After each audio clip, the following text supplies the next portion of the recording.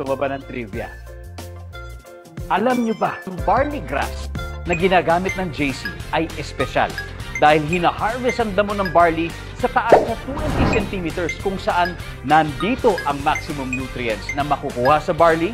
At alam nyo ba na ang barley ay 25 times richer in potassium than banana, 11 times richer in calcium than milk, 7 times richer in vitamins than orange, 5 times richer in iron than spinach, and 2 times richer in beta-carotene than carrots?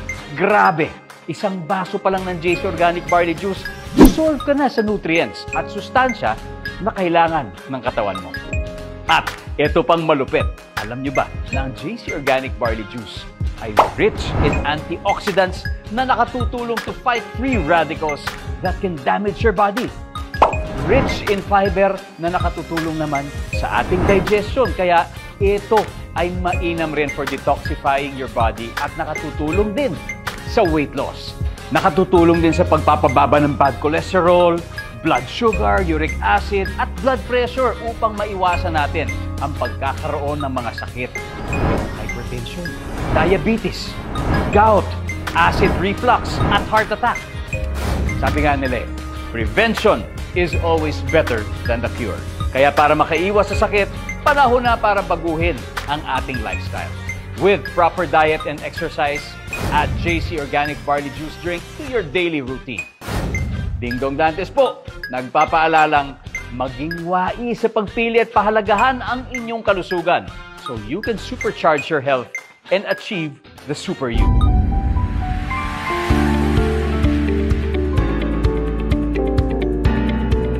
My name is Mary Christine Balbin.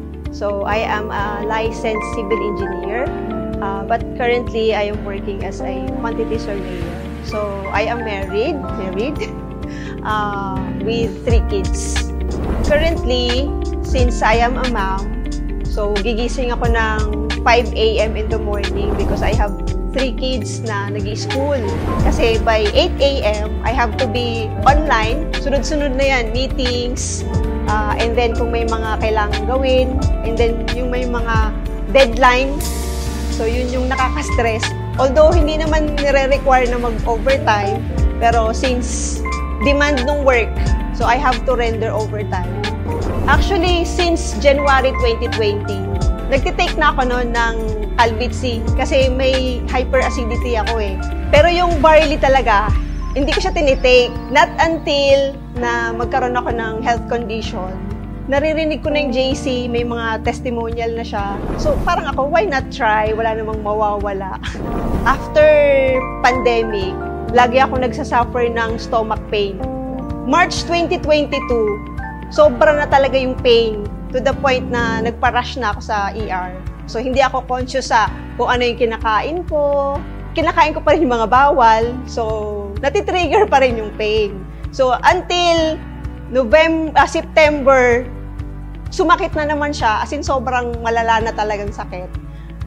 Nirush ulit ako sa ER. So dun na sabi ng gastro ko, ipa-ultrasound na natin siya. Then doon na-discover na meron akong gallstones. Ang recommendation ng doctor is removal na ng gallbladder. Since frequent na yung pain, so I decided na, sige, papa-opera ko na. So nagpa-clearance na ako sa yung mga laboratories. So pagdating sa cardio, hindi ako pre-clear ng cardio. Kasi nung nagpa-ECG ako, meron na found out na heart condition, tinatawag nilang Brugada syndrome. So, pwede akong mamatay during operation. So, nag-start na ako uminom ng barley juice and then yung barley capsule. So, everyday yon for 3 months. Nung first month pa lang na umiinom ako noon, so, wala na ako nafe-feel na pain. So, nagpa-ultrasound ako ulit. So, nabawasan na yung pamamaga ng gallbladder ko. Lumiit yung gallstones. Tapos another month, nagpa-ultrasound ulit ako.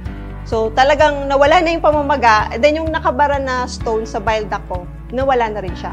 Yes, definitely. I will recommend the product. Actually, after nung experience ko sa barley, inire-recommend ko na talaga siya. Family members, kahit hindi family members, kahit sinong makasalamuha ko. Kasi yung barley naman, wala siyang pinipiling age, kahit infant, pwede siya.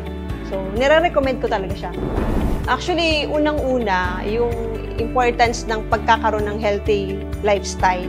Sa finances, kasi pag healthy ka, di ba, maiiwasan mo yung magkasakit.